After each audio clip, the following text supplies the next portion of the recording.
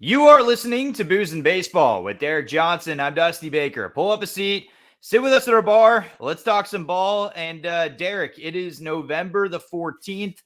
So what I wanted to do, because we are now officially in the off season, I wanted to take a quick look back at a few interesting days on this date in years past. So 2022, just a year ago, the Cubs released Jason Hayward. We all know that he found his way back with the Dodgers in 2023, had a decent season after being cut by the Cubs and his horrible contract with them.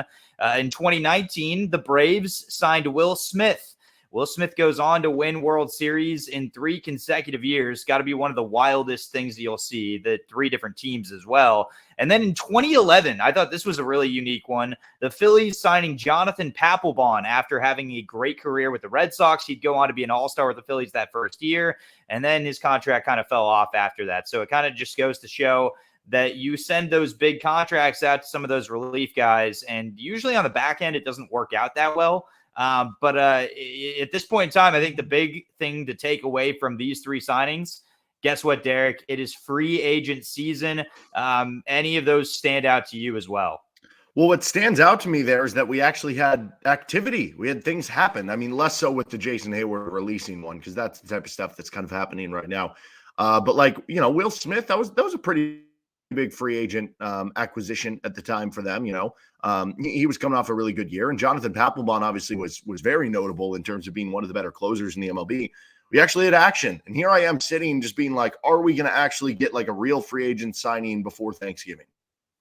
Yeah, I'm curious to see that as well. We're going to talk about that down the stretch here in just a little bit, but yeah, you nailed it. I mean, at this point in time, keep your eyes peeled, because quite frankly, something could happen, and it could be something small. And this always happens every free agency, where a guy gets cut that maybe didn't live up to the expectations of his contract, or on the other end, a guy that maybe once upon a time was good or maybe wasn't good and is signed, and all of a sudden they pan out. So, those tiny little transactions that happen around now that you kind of, push to the wayside, don't look past them sometimes, because some of these signings, guys just come out of nowhere, or they do what they did in the past, So I think this is a perfect example. And then at other times, like the Papelbon, where people were excited. I believe at that point he was the best reliever on the market at that 2011 free agency.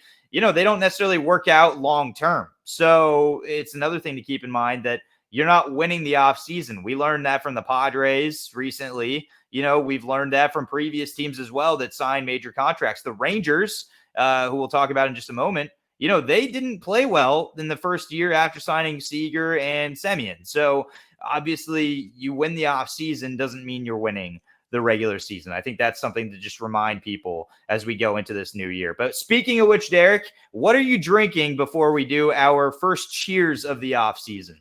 So because this is a season recap, pop the champagne for the Rangers. I think I might have did this last year too. I don't remember, but I'm going champagne and orange juice. It's a mimosa. Very simple, right? I mean, celebrate champagne. We see, boom, easy drink. Yeah, I will explain why I'm doing what I'm doing in just a second here, but I'm doing the most basic drink, that's Miller Lite. And they call this the High Life, right? And quite frankly, the reason why is because the Rangers took it higher with Creed.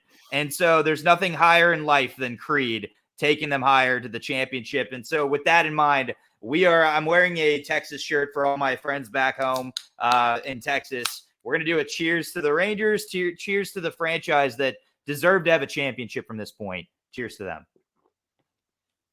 And Derek, let's get right into it. Is that a Corey Seager jersey? No, that's a good guess. That is a good guess, actually. So I'm a diehard Dodgers fan, but my AL team is the Rangers. And that's just because I kind of adopted them when I went to school in Texas, and I worked with them for a very long time. I worked with the Rangers for about 4 years, just kind of their front office and the people in their media department.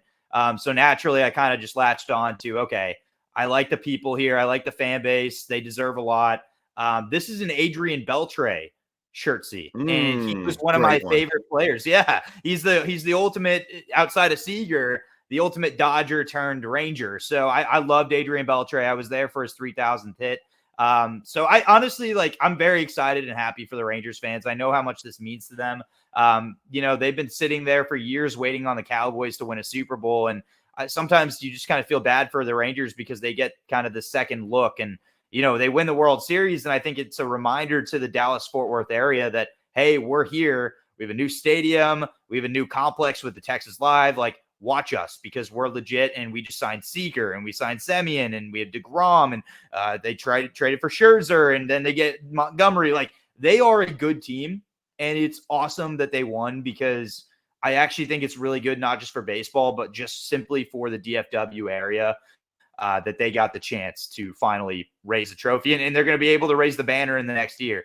You've lived in Texas for a little bit. You grew up, you lived in Plano for a tad bit, so you kind of understand what this means for them as well. Yeah, it's really cool for them.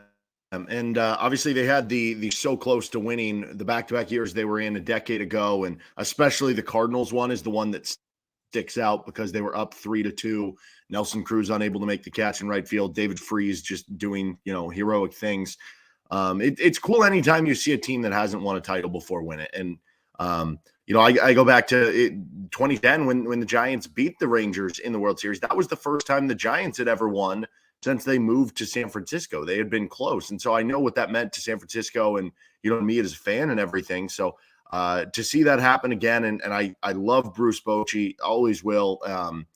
Just awesome, man. Awesome. And I think it's good for the sport too, because the Rangers spent a lot of money last offseason and the offseason before to where they kind of built this thing up, and they had young players come up. So it's like that kind of nice blend of like, hey, you got to spend money, but also you need to invest well in your scouting department and have good young players. And they blended that perfectly into a World Series.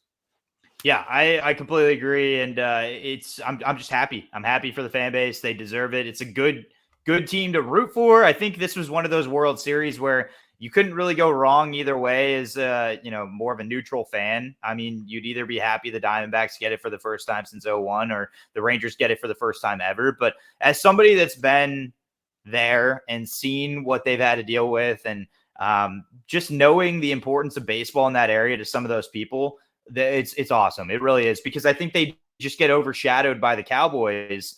And it's unfortunate to a degree on the national scale, because even when the Rangers are in the World Series, people are talking about the Cowboys, right? So it's good that they kind of take center stage here. And you saw it with the Stars, you saw it with TCU a year ago. It seems like everybody in the DFW area, except for the Cowboys, is actually playing pretty good ball to a degree. You saw the Mavs win the title way back in 2010s, but the fact of the matter is this is the Rangers' turn. And so it's awesome that they get that opportunity. And we're going to talk more about this World Series and postseason as a whole down the stretch here. I want to quickly touch on what we did during the regular season, because this is our wrap-up show for this 2023 year. And so Derek and I had done stocks on each of these teams. We basically, at the midway point in the year, we decided we were going to take their winning percentage of certain teams that we believed in that were going to get better down the stretch, and throw a certain amount of money at them. We would have shares. Each share would essentially be the cost of their winning percentage. So, for example, if you had a 500 winning percentage and I had one share, obviously that means that it would go down to, it would be 0.5 at the time. And you want it to go higher or lower. You obviously want it to go higher based off of the value of that team that you think they're going to be better than 500 by the end of the year, right? So that's kind of how we broke it down. Derek, we're going to start with yours first. You picked the Guardians, the Royals, the Mariners, the Mets, the Cardinals, and the Padres. You figured at the time that we did this during the year that they would have better conclusions. And it appears you were pretty much spot on with most of these. The Guardians, you had thrown money on them. They had gone up as far as win percentage. The Royals went up. The Mariners barely did, but they went up enough that, you made some money there. Your only real drop-off was the Mets. The Mets dropped off towards the back end. They were $14.16 on your 30 shares when you started with them. They finished with $13.80. You really didn't lose much there. The Cardinals went up about $1 for you. And then the Padres also went up about 60 cents. You threw 30 shares on each of these teams. Is there anything you regret after making $4.92 on our bets? Yeah. I thought the Guardians were going to definitely finish better than they ended up being. That was a young playoff team from a year before. I thought they would bounce back to kind of where they were, and that just never kind of materialized for them. The Royals one ended up being great, which is weird to say about a team that won 56 games. But the reason why is because they went 12-5 in their last 17 games, which like that was just completely random for them. So that kind of saved me there. And honestly, that might have been the difference in me, getting a few extra dollars over the top here and maybe coming out on top. So that was a good one. The Mets, that one was just kind of a disaster. Who could have foresaw them, selling from what they were? Cardinals, kind of a disaster, but still where we got them at the time, it still ended up being a profit. Padres, again, another team that needed kind of a late push there to get the over. I still think that Padres team is a lot better than maybe the numbers showed because they lost so many one-score games, extra inning games. But I kind of went for the bargain bin for most of these. You didn't want to be in on the teams who had too high of a winning percentage, and then things got difficult from there, even though they played similarly to where they were. You also divvied it up where you had 30 shares of stock in each of these teams. I didn't do it the same way. You kept it kind of consistent across the board. If you could do it all over again, would you do the same thing? Yeah, I think I'd do that again. Honestly, if I was going to do more in one, I might have ended up doing more in the Mets or the Cardinals. So it's a good thing that I didn't. So yeah, it probably worked out that I split it up evenly. Well, you did it very differently than I did, but you made $4.92. And also, by the way, between the two of us, so you saved $22.06 left over. I saved $24.93. So keep that in mind that Derek bet about $2 more of his portfolio, if you will, and he ends up with that total. So that's a pretty impressive start for you. So $4.92 for Derek. For myself, I put money on the Astros, the Yankees, the Dodgers, the Twins, the Pirates, the Padres, the Royals, and the Cardinals. I had just slightly more teams that I picked than Derek that I expected to do better down the stretch. If you look at it across the board, so the Astros, they went up from when I bid on them at the middle of the year. They kind of had that nice late run. The Yankees fell off. So essentially, in that sense, I was 1-1 in my predictions. The Dodgers significantly went up. They had that hot streak towards the end. Remember, at one point in time, they were at a pace, I believe, when we did this, of 88 wins. So they go on to win 100 games. So that was a pretty huge gap for me there. The Twins, that was also a good one. I was happy about that because obviously they became a pretty solid playoff team that found themselves in the ALDS. So they went up, finished about $1 higher than when I put money on them. But then I fell off a little with the Pirates, just a tad bit. The Pirates didn't do much. They only lost me about 15 cents. The Padres, they went up slightly for me. The Royals went up slightly for me. And the Cardinals went up slightly for me. So I hit on everything except for the Yankees. The Yankees was the only one I dropped off on. And it wasn't even really much more than $1. In fact, it was a 90-cent drop off there. So you would assume that would be huge for me. But I also had $24.93 left over.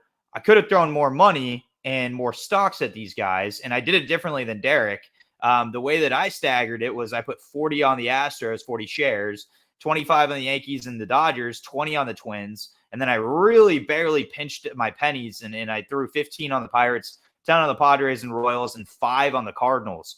Had I actually been a little more liberal with how I had used my stocks, probably would have made a lot more money. Instead, I made $3.74. So here's the good news, Derek. Both of us made money.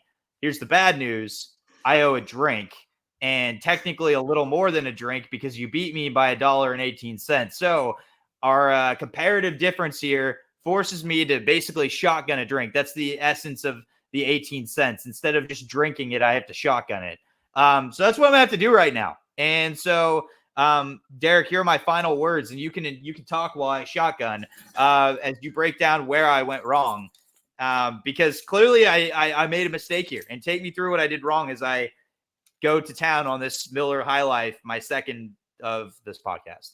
I mean, honestly, if either one of us would have just put all our money in the Royals, we probably would have been a big winner. And I know the margins don't sound very big. We just went with a low number just to make it easier on us for math. Like if we wanted to, you could just basically say, okay, well, we put, instead of, $14.58 in the Padres, that was really like putting $1,458 in the Padres and it returned $1,500. And then the margins become, you win, I don't know, $400 or something like that. So I like the game. We didn't get a chance to get back to it in the season and maybe buy and sell some of the stocks, which would have added another part of it. But you look miserable after shotgunning that beer. Oh, that was awful. Yeah, in the time that Derek just talked, I just shotgun a beer. It's 11:30 in the morning. I'd done PT before this, and that was my breakfast. Oh, God. This is why you don't bet on these shows, guys. Yeah, that was painful. And Derek, I don't know about you, but Derek and I went on a bachelor party trip a couple weeks ago. I can't do it the same I once did, man. It is, I ain't the same anymore. There's just no chance. Like, I see these guys win the World Series and they have their beer showers. Notice they're not drinking it. They're just pouring it on each other. Yeah, no, I feel washed. I'm 28, soon to be 29 years old. And so, it's one of those things where I can understand why guys might fall out of their prime when they're 28, 29, 30 years old in, professional sports. You just, I don't know. You don't wake up the same. You don't recover the same. Yeah, I'm in pain right now. That was awful. Like, I can't tell you the last time I shotgun a beer. I'm never making that bet again. I hope you know that. Or I'm just going to learn from my mistakes as we do that again next year, because that is something we're going to try again in the following season. But oh my gosh, that was awful. And that's just one beer. Like, some kid from college I'm struggling to even talk. Some kid from college that's listening to this podcast is probably like, suck it up, bro. I did 7 of these on a Saturday night after my team won by 22 points in Alabama. Like, honestly, I can't get to that point anymore. I respect those that are in college right now that can do this. I think I'm a one and done when it comes to shotgunning. I might retire from that, actually. That was miserable. Oh okay, well, at least we got video documentation of the final time that you ever do it. I knocked it out in a decent amount of time. I think you maybe said a sentence in that frame, so at least the speed's still there. But yeah, the efficiency. Holy cow! When's the last time you shotgun a beer? Gosh, maybe at one of our reunions a couple years ago. I don't know. It's been a while. I'm not a big shotgun guy. I'm not either. That's the extra 18 cents. That's where that came from. The extra 18 cents had to be catered somehow. So, chugging a beer is not bad. There's nothing left in this thing. Like, this thing is empty. But I still got this other guy that is my actual drink for the show. So I'm suffering. This is my breakfast for the day. So thankful for our TV jobs that force us into weird schedules during this time of year that we can't drink at night. So anyways, I digress. Moving on from the shotgunning, Derek, overall, wrapping up our MLB stock. Next year, you're going to see teams, obviously, that are going to have slow starts, fast starts, whatever it may be. Is there a team already that you're kind of identifying, though, as you think that they could be good down the stretch, considering, hey, they may have prospects that they're going to hold off on and waiting to call them up, and maybe a team that you're expecting may not start out strong but has the pieces to be good? Like, would there be a team out there already that you're identifying that would be good like that? Yeah, I already got in on a couple futures, and I know this isn't the same question you're asking, but it's kind of similar on a couple teams. I am very interested a little down the line on some of these that you can get right now. It's kind of interesting with the Reds being 50-1 right now on futures, because they're still going to have even more prospects coming up. And I'll be interested to see what they do kind of free agency trading wise. Maybe Jonathan India goes on the move and, gets them a pitcher or something like that. So that becomes kind of curious to me. The Giants at 40-1. I'm very doubtful of what they're going to do in the offseason, because we've heard this so many times with Farhan. They're going to be aggressive and then they're not aggressive. So we'll see. But if they do actually end up being aggressive for once, getting them now at 40-1, and then let's say they go out and sign Yamamoto or a Blake Snell or Cody Bellinger or something, all of a sudden those odds might be closer to 25-1, 30-1. So maybe you can get some good value there. Red Sox at 30-1 is kind of an interesting one. And, the Mariners at 20-1 are the one that I'm kind of really eyeing here, because the Mariners are a team that has the pitching good enough to win the World Series. Are they going to have enough hitting? Obviously, they have some players that are mainstays in the lineup, but another year of Jared Kelenic, can you get some of these guys to continue to improve? What are they going to do in free agency, right? Teoscar Hernandez is a free agent and everything. What are they going to do there? And, possibly having some more players that can come up. I mean, they've got some players too in the prospects that are maybe deeper in the minors that could end up being fodder for a trade. Like a Lazaro Montez is just packing huge power numbers at the A level to where maybe he could be traded for, at the deadline this next year. So the Mariners are the one to me, and we've seen the AL West be the World Series division the past 2 years now, right? Astros and the Rangers. Why not Seattle? They can break another kind of World Series title drought here too. Yeah, I like all of those. I think I'm kind of on board with you on the Reds. And part of it's, I think, a little bias on my end because I've watched all these kids kind of grow from where I'm at right now. And I know how good they can be. I think Elly De La Cruz just needed a little seasoning, and he still needs a little bit of it, but I think he's going to be legit. Matt McLain, I'm a firm believer in. I think Matt McLain has the capabilities to be like a perennial all-star. The way that he played this year, he's special, man. Like, that is a good dude on and off the field.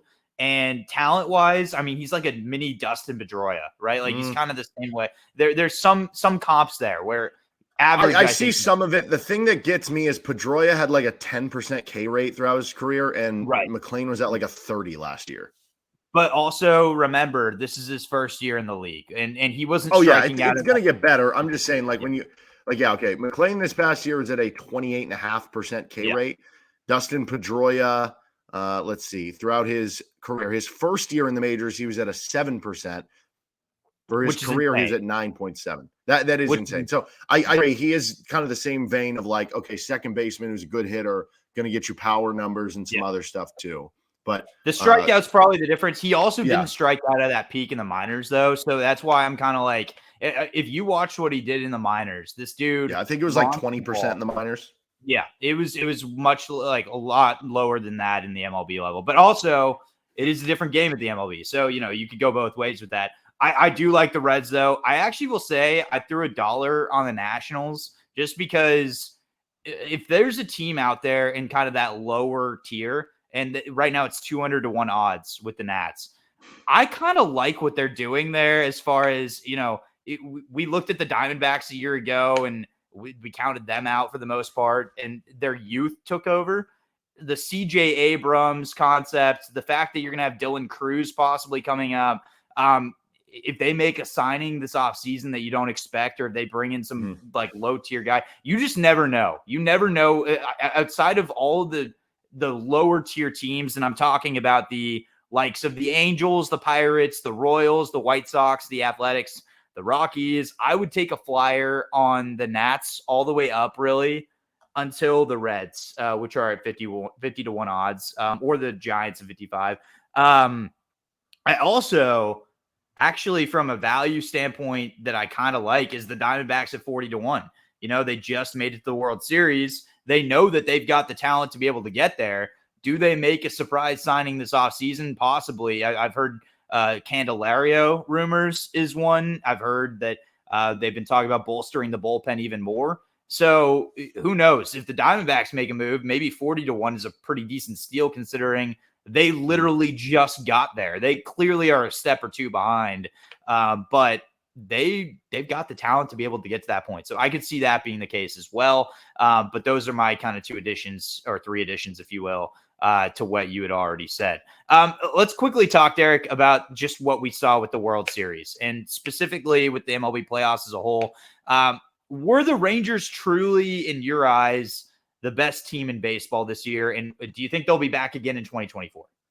Yes. I mean, the Braves, in theory, were the best team in baseball. But I think it's hard because given the format of the postseason, I do believe that, yes, there is a bit of luck that goes with winning in the postseason as opposed to the regular season over the long haul. But even though there is a bit of luck tossed into the postseason, there is a different, I think, format and style that you need to have to win in the postseason.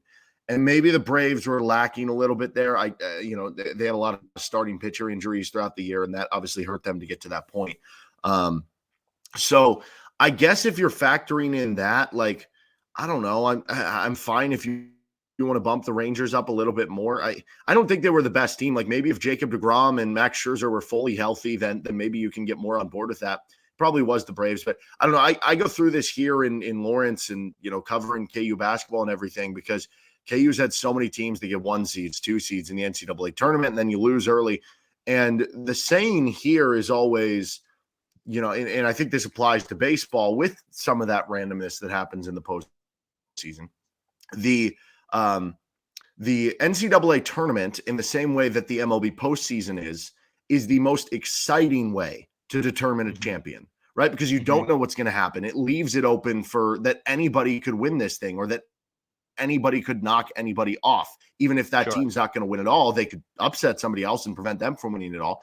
But it's not the best way to determine the best team, if that makes sense. Yeah. It's the best way to determine a champion. It's not the best way to determine the best team. And I think that's okay. I think it's okay to have some randomness in sports. I think that's totally fine. You saw a lot of people saying, change the format. Well, I think there are certain ways you can make your roster a little bit built better. And I do think one thing that I've kind of, started to get in on, I think front offices win regular season games. I think managers win postseason games. Mm-hmm. Now there are exceptions to the rule, and obviously you got to have the right players and this and that. But think about this: you could be the best manager in the world. If you have the worst roster in baseball, you ain't winning 90 games. It's just not happening. Right. But once you get into a postseason series, and this I think is a perfect example, Bruce Bochy is an unbelievable manager. You look at all his World Series teams; they're not winning 95, 100, and 105 games. Not a single one of them. Not a single one. But he's just such a good manager in the postseason. He's had the right moves. He's known when to go to the right guys. He just that composure, that I don't know, the kind of attitude and presence that he brings to a locker room that allows them to stay calm through a postseason series. I think that's kind of part of it. And then, when you look at your DS series or your wild card series, having 1 or 2 stud starting pitchers, that's the difference. That's kind of a prerequisite for there. And then in the 7-game series, you kind of have to have a swing man that can be your number 3 or your number 4. I think there's certain ways to foolproof it that the Rangers, in a way, were the best team because they had kind of the different tiers that you needed along the way. But yeah, if we're just going off the aftermath, you're playing 200 games, who's going to win the most games, who has the most talent? It's clearly the Atlanta Braves. Yeah, I agree for the most part on what you said. The one thing I will throw out there was the Braves rotation was not deep at all. And part of that is at the fault of injuries, right? I mean, obviously they were hampered by that. But, Spencer Strider is a great regular season pitcher. Dude strikes out 300 guys a year. You're talking about a guy goes deep in games. But has he actually had, outside of, I think his second performance against the Phillies was pretty sharp. But he had one of his 2 was sharp, but he hasn't had a clean postseason in his last 2, right? And granted, he's new to the league still. But they haven't had a great dominant performance in the postseason in the last 2 years. When you talk about Strider or Fried, where there's consistency, I think, across the board in the rotation, versus you've seen that with the Phillies. Zach Wheeler's kind of turned the wheels a lot more during the postseason. You saw that with the way that kind of down the stretch here, Merrill Kelly really locked in for the Diamondbacks. He did that during the World Series. He did that in Philly. I mean, the big part of the postseason still continues to be, are you getting support from your starting staff? And my takeaway is, I also agree. I think the Braves were overall the best team in baseball. But I think the Rangers were built the best for the postseason, just simply because even with the injury to DeGrom, they still had the Eovaldi, Scherzer, and Montgomery mix. And even if Scherzer wasn't able to go, they had the Dane Dunnings of the world that could kind of provide a couple innings here, the Andrew Heaney's. They had resources that allowed them to back it up. And the Braves just didn't. The Braves were stacked on offense. But so were the Rangers. The Rangers had a great offense too. So, I think the Rangers were a better built team for the postseason. It kind of alluding to what you were talking about earlier, where, you can kind of set yourself up for the postseason a little better. And you don't care as much about, the 100 wins. You'd rather get the 90 wins and get it in. I think the Rangers were the better postseason setup team than the Braves. I really believe that. And I think that they're a better. Maybe that's the lesson here.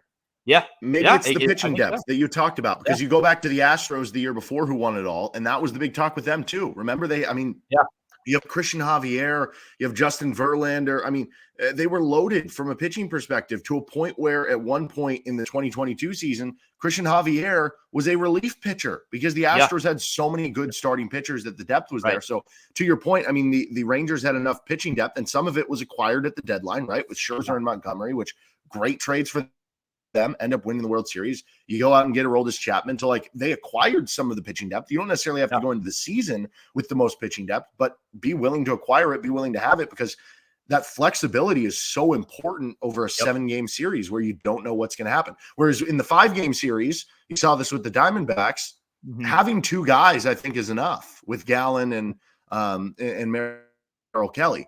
But once you get to the bigger series, I know they still beat the Phillies, but the pitching depth becomes even more important. So I think it goes back to our point too of talking about teams to watch out for next year. I'm going to just list these 2 because these Mariners. 2 are the ones that come to the Mariners and the Reds, man. If you talk about overall depth, and the Reds need to rely on some health here. Obviously you have to be healthy, and the Rangers were able to navigate this without DeGrom. So watch out for them again next year, because having a healthy DeGrom potentially would just make them that much scarier. But if you look at the Mariners, holy cow, the depth that they have, they just need a bat or 2, man. They're a bat or 2 away from doing this. And for the Reds' perspective, they have a number of really talented arms, and they're all young, so expect them to grow. They just need them to be healthy. We're talking if Hunter Green can be healthy, if Nick Lodolo can be healthy, if they can maybe make a move and get a guy like Dylan Cease out there, and just kind of add to that rotation, maybe one more piece. Or, there's been rumors about Blake Snell. Why not Mariners and Reds? Why not Mariners and Reds? Jonathan India to the Mariners, and then you toss back one of their young, good pitchers, whether it's Brian Wu or maybe somebody who, I don't know, is trying to crack the rotation from AAA, who's a good, there's some way that you can kind of work something out there. And then we'll see that be the World Series, and we'll make a lot of money. How about that, Derek? I'm cool with that. But I'll float those 2 teams as teams to watch out for next year, because it's speaking. What we're seeing is actually working as far as pitching depth, and I believe you can't have enough starting pitching. I really believe that, because the Dodgers proved that this year. They had a number of guys at the start of the year. They're like, oh, we got 6 to 7 guys, we got depth.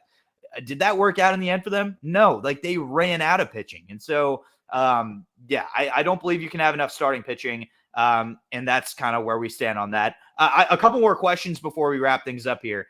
What are your thoughts on the Diamondbacks making it to the World Series? Were they actually for real, or was this just a hot run? I mean, a little bit of both. Were they one of the 2 best teams? No. So from that standpoint, they had to get hot. And they had to get a little lucky, like Seiya Suzuki dropping the fly ball that allowed the Diamondbacks to get into the playoffs over the Cubs. You needed some of those breaks when you're playing on the margins like that. But I go into this next year and I could see them winning 90 plus games, because you're going to have those young players starting to step up another year. And the Tommy Pham addition for them was really good. That ended up making them a better team than they were. And they were just kind of built for the postseason in a little bit of ways. Over the regular season, if your number 3 through 5 pitchers are, I guess we'll toss Brandon Pfaadt here, and I guess we'll see if this guy can go here, and maybe we'll do an opener here. That's going to be a little bit tougher over the course of the regular season. But in the postseason, as we talked about, 5-game series with the Dodgers, where you're able to get the early 2-0 lead and eventually sweep, and then you go into the Phillies matchup and you're able to set things up with your pitchers so that you can get, really 4 starts out of Gallen and Kelly, and you get 1 really good start out of Brandon Pfaadt along the way, and you just get timely hitting. That was okay. So I do think they were kind of set up for the postseason, the same way that the Phillies. The Phillies were not a great regular season team this year or last year. They were a good regular season team, not a great one, but they were set up more for the postseason. They hit a lot of home runs, which a lot of times in the postseason, it's even harder to string together rallies of single, right? So you need those home runs, and they do that. And they have those frontline pitchers, just like the Diamondbacks with, Wheeler and Nola. So I do think there are some teams that are built better for the postseason. For instance, the Orioles, I think were not one of those teams. They won a ton of games, and they didn't really have the frontline starting pitching, which made it a little bit tougher on them. But yes, there was a level of luck that was involved with it, because again, they were not. They weren't even one of the 8 best teams in the regular season. Right. I threw money on the Orioles as a future, by the way. I just want to throw that out there that I like the Jackson Holiday edition for them next year. That's inevitable. And I think that they're going to make a move to address that rotation because that was the downfall for the Orioles. Like if the Orioles had starting pitching, who knows what would happen. But and who knows, maybe by next year, Grayson Rodriguez win a Cy Young and then it doesn't matter, right? I think that's what you're rooting for at the moment. I would assume Derek's a fantasy owner of Grayson Rodriguez. My quick statement on the Diamondbacks is this. I think that they were a very good baseball team. I think they caught fire at the right time, and their guys played collectively incredibly well together. Like they balanced each other out incredibly well. Agreed on the Tommy Pham edition. I think Lourdes Gurriel Jr. is one of the most underrated players in baseball. I really do. He came up with numerous clutch hits. He's just kind of always present in every game that you're in, right? He's not the sexiest pick, but he gets a base hit when you need him the most. He hit that 3-run bomb that got the Diamondbacks back in the game against the Rangers when everything seemed like hope was lost. He's one of those guys that I want on my team. He's a free agent, by the way, so could be a really underrated signing there. By the way, I'm just going to throw this out there. Cody Bellinger's name is going to be floated for a lot of teams. If Gurriel signs somewhere else, which I think he will, imagine Cody Bellinger returning home to Arizona. Granted, there are a lot of left-handed hitters and a lot of outfielders on that team, but imagine if they added a Cody Bellinger bat in that lineup. That's a scary team next year, and I could see him wanting to go back. That would be like the most athletic outfield available because at that point you're having, Alec Thomas, who's a really good athlete defender in center field. You can move Bellinger to a corner / first base. I guess he can play some there too. Corbin Carroll. I mean, that outfield would be unbelievably athletic. And then you could balance it. I know, like you said, left-handed heavy, but at least you have Christian Walker who's a righty, Gabriel Moreno's a righty. Like you can kind of balance it. You can tell Marte switch. On the inside. Yeah. There, I see that being a fit. Nobody's talking about it right now, but you have to take hometown into account. And I think Cody Bellinger's pretty loyal to where he grew up. So I would not be shocked if Arizona somehow lands Cody Bellinger. I just wouldn't. Before we go, we have our shotgun 6-pack, and we are going to tease our next show because our next show is a pretty fun one that we'll be doing here in 2 weeks. We're going to be doing our free agency picks. We're assuming by that point, no major names will be going. And so stay tuned with us in 2 weeks as we do those picks. But before we actually go into depth onto where we expect these guys to land, for our 6-pack, Derek, we're going to keep this very short and simple, and we'll touch on it more on the next show. Here they are. Quick one-word answers. Shohei Ohtani ends up with blank. Who is it? Cubs. Giants. San Francisco Giants. Not probably going to be happy to hear. San Francisco Giants. Ohtani gets. I'll tell you what. I will shotgun a beer if that happens. I will shotgun a beer on the show if that happens. All right, we got video evidence of that. So Ohtani gets blank years in a deal. I'll say 12. That's what Bogarts and some of the other big guys got. I think he gets 13. 13 just because it's going to be Ohtani one step up. So I'll pick 13 on that. Ohtani gets blank dollars in a deal. I'm going to go 600 million. That would give me 650 a year. That's so much money, but yeah, 600. I'm going to go just a hair under that. I think he's going to get 575 million. And then there's going to be incentives that lead it to be like 625 million. If he gets like an MVP or if he pitches this number of innings, I guarantee you though, I will guarantee there will be a clause that talks about his pitching, the number of innings that he throws. That's going to happen in that. Anyways, the fourth shotgun that we have, a big name traded this winter will be blank. So I actually think there's going to be a good trade market. So there's actually a lot I want to go with. I'm just going to say the Brewers trade Corbin Burns. I think that's a pretty big one. I like that one. I think I'm going to go with Tyler Glasnow. I think this is the time that the Rays are going to part with him, and they should get a pretty decent return. So Tyler Glasnow is my pick. Craig Counsell's deal with the Cubs is blank. One word, blank. Weird. You don't see guys going in division manager from one to the other very often, especially with how weird that like the report that came out, he's going to a team that has an active manager. That was weird. And, David Ross is one game away from saving his job from last year. So, yeah, weird. Intriguing. I think intriguing is the right word for me. Give him that roster, give him the flexibility. I think he can do wonders there. He's a great manager. And he's got an offense to work with. He hasn't ever had an offense. So curious to see what that looks like. And then last but not least, this is a softball question for Derek. Bob Melvin to the Giants is blank. Good. It's not great. It's not like the greatest thing ever, but they were having problems in the locker room. I think he'll fix that. He's a Bay Area native. Seems to have good relationships with Japanese-born players, or I guess, I don't know, like Asian-born players, which is helpful because they're going after Jung-Hoo Lee. They're going after Yamamoto. They're going after Ohtani. There's a lot of players out there. I guess Amanaga too. So, yeah. I would use your same rationale and use the word cool to also explain it the same way. But I'm going to use the word funny. And I think it's funny just because I want to laugh at the Padres a little more because of how funny it is that their locker room clearly was just this toxic. And there's just something that hasn't been right in San Diego, that he quite literally jumped within his contract in the division up north. And obviously he has ties to the Giants and into the Bay Area. But I think it's funny just because the Padres continue to think that they're, on top. They win the off seasons, yet one of the most, consistent managers in baseball can't even stand to be there. And he goes back up north and to a team that's, on paper, the talent is way less, but I guarantee you he's going to do way more with that. He's going to pull a Bruce Bochy type thing here. And that's why I think the Giants are a fairly decent bet next year. So anyways, with that being said, Derek, that closes out our show. Any final thoughts as we turn our attention to the 2023-2024 free agency?